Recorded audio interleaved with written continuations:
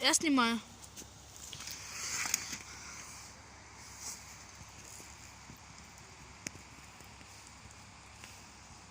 А ты приближай.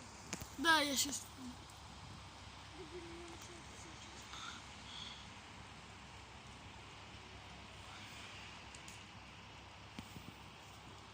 Вот только их было больше, их 4 или 5 человек было, и они не в положенном месте. Это строители Бруснички в городе Реутов устраивают костер.